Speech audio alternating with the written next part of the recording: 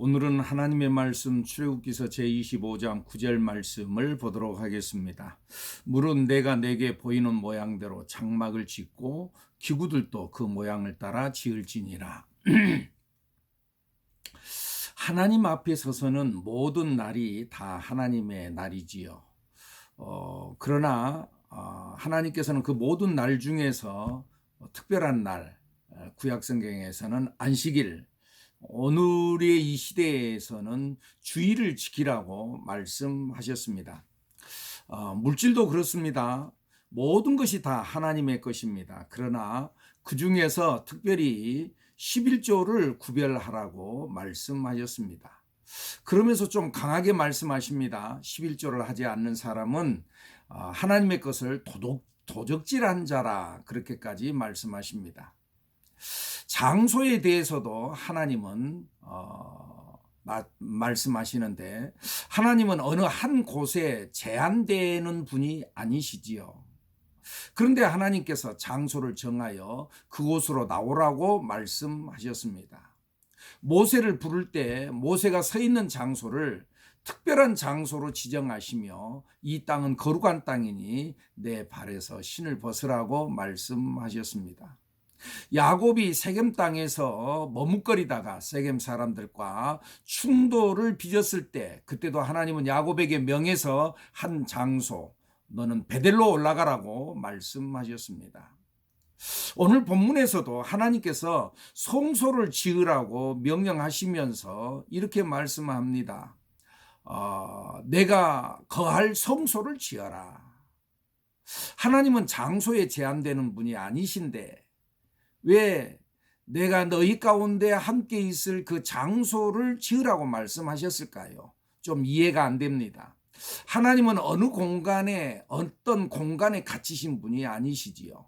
그런데 왜 이걸 명하셨을까요? 우리가 신앙생활 하면서 하나님이 하시는 일에 자꾸 왜라고 하면서 의문을 두지 않아야 합니다.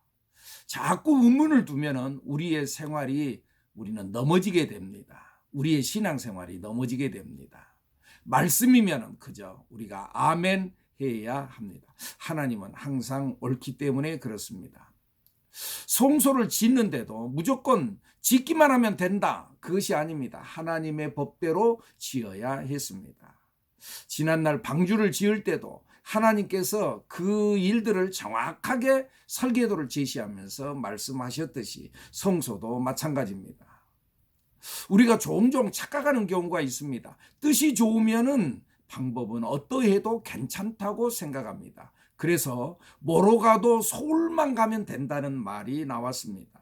그러나 하나님께서는 그렇게 말씀하지 않습니다. 아무리 뜻이 좋아도 하나님의 방법대로여야 합니다. 내가 너에게 보이는 모양대로, 내가 내게 보이는 모양대로.